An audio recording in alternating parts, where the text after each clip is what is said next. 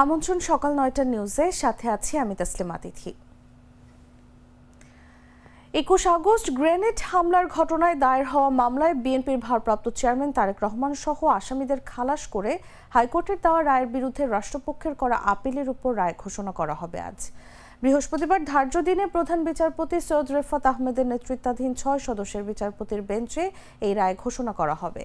এর আগে ২০০৪ সালের ২১ আগস্ট নির্মম গ্রেনেড হামলার ঘটনায় দায়ের হওয়া মামলায় বিএনপির ভারপ্রাপ্ত চেয়ারম্যান তারেক রহমান সহ আসামিদের খালাস করে হাইকোর্টের দেওয়া রায়ের বিরুদ্ধে রাষ্ট্রপক্ষের করা আপিলের ওপর রায় ঘোষণার জন্য আজকের দিন ধার্য করেন সুপ্রিম কোর্টের আপিল বিভাগ। আপিলের ওপর ৫ দিনের মতো শুনানি শেষে গত ২১ আগস্ট সুপ্রিম কোর্টের আপিল বিভাগ রায়ের এই দিন ঠিক করেন। আদালতে রাষ্ট্রপক্ষে deputy attorney general Abdullah Al Mahmud শুনানি করেন। ঢাকা ও আশপাশের এলাকায় তাপমাত্রা আংশিক কমতে পারে বলে আভাস দিয়েছে আবহাওয়া অধিদপ্তর। আজ বৃহস্পতিবার সকাল ৭টা থেকে পরবর্তী ৬ ঘন্টার জন্য দেওয়া পূর্বাভাসে এই তথ্য জানানো হয়েছে।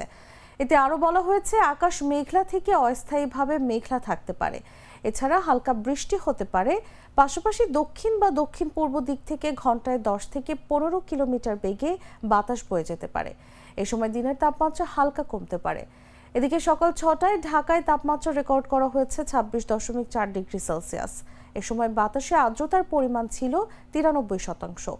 গতকাল সর্বোচ্চ তাপমাত্রা ছিল ৩৪.৯ ডিগ্রি সেলসিয়াস। আজকে সর্বনিম্ন তাপমাত্রা ২৫ ডিগ্রি সেলসিয়াস।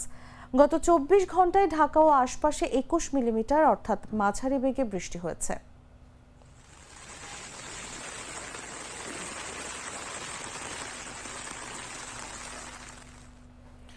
রাজধানীর মালিবাগে সোহাগ পরিবহনের বাস কাউন্টারে ভাঙচুর ও হামলার ঘটনা ঘটেছে। এছাড়া পরিবহনটির মালিক আলী হাসান পলাশ তালুকদারের বাসায়ও হামলার ঘটনা ঘটেছে।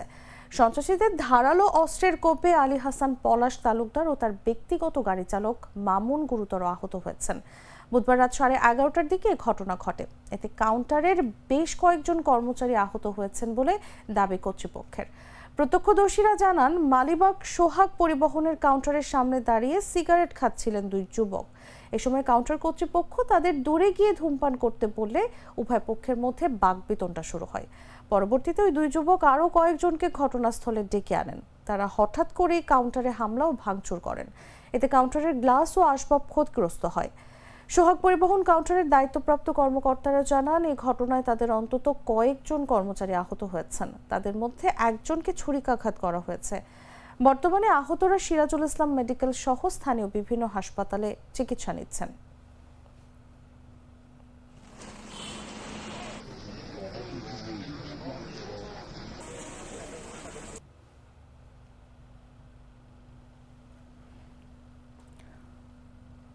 স্বরাষ্ট্র মন্ত্রণালয়ের দুই বিভাগকে একীভূত করেছে সরকার। রুলস অফ বিজনেসের ক্ষমতা বলে সুরক্ষা সেবা বিভাগ এবং জননিরাপত্তা বিভাগকে একীভূত করে স্বরাষ্ট্র মন্ত্রণালয় নামের পুনর্গঠন করে বুধবার প্রজ্ঞাপন জারি করেছে মন্ত্রিপরিষদ বিভাগ। এর আগে ২০১৭ সালের ১৮ জানুয়ারি স্বরাষ্ট্র মন্ত্রণালয়কে পুনর্গঠন করে দুটি বিভাগ গঠন করা হয়। তখন রুলস অফ বিজনেস অনুযায়ী প্রধানমন্ত্রী স্বরাষ্ট্র মন্ত্রণালয়কে পুনর্গঠন করে এই দুটি বিভাগ গঠন করেছিলেন।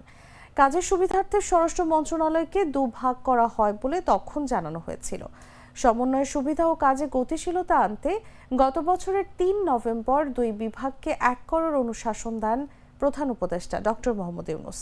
এ বিষয়ে ব্যবস্থা নিতে প্রধান উপদেষ্টার কার্যালয় থেকে মন্ত্রিপরিষদ সচিবের কাছে চিঠি পাঠানো হয়।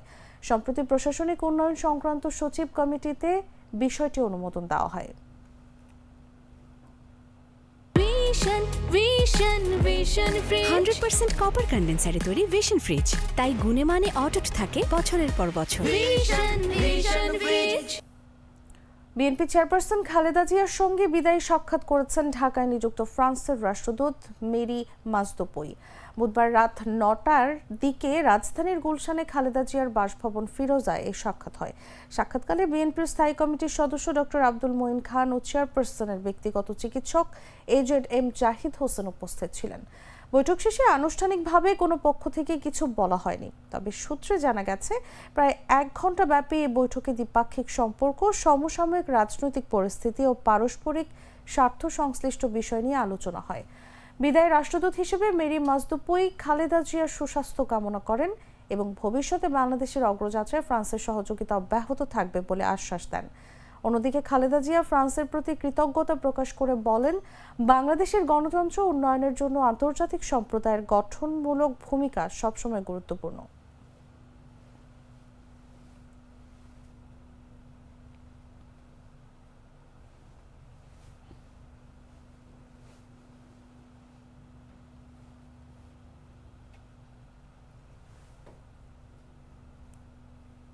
বেশি পাকা টমেটো আর সিক্রেট রেসিপির কম্বিনেশনে তৈরি ব্রাউন সস, সসের বস।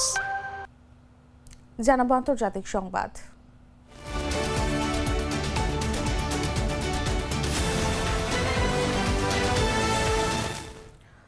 যুক্তরাষ্ট্রে অভিবাসন বিরোধী অভিযানে গতি আনতে রাজ্য স্থানীয় পুলিশ কর্মকর্তাদের জন্য নতুন আর্থিক প্রণোদনা ঘোষণা করেছে ট্রাম্প প্রশাসন।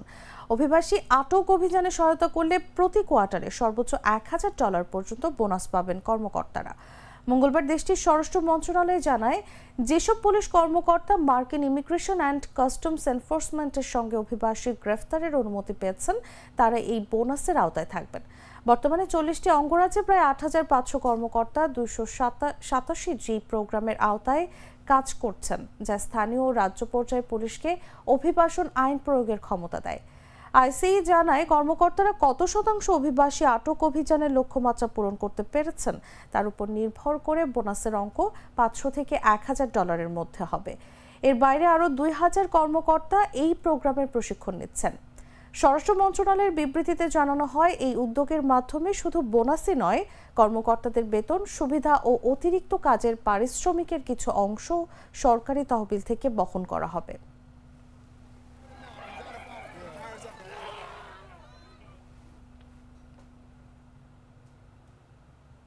সংবাদ শেষ করব খেলার খবর জানিয়ে।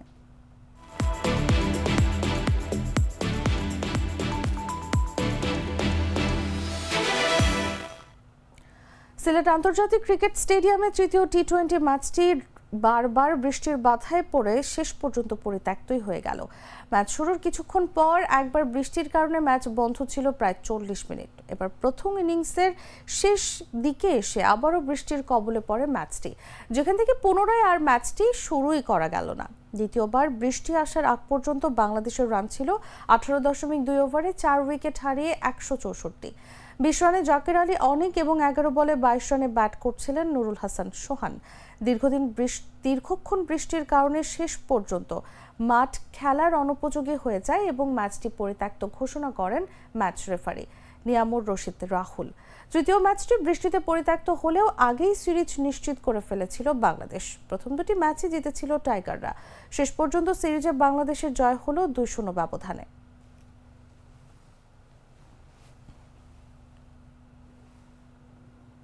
দর্শক, এই ছিল এখনকার মতো। এরপর দেখবেন বেলা 11টার সংবাদ। প্রতি মুহূর্তে সর্বশেষ খবর জানতে ভিজিট করুন jagunews24.com। ফলো করুন আমাদের ভেরিফাইড ফেসবুক পেজ এবং সাবস্ক্রাইব করুন জাগো নিউজের ইউটিউব চ্যানেল। ধন্যবাদ সবাইকে।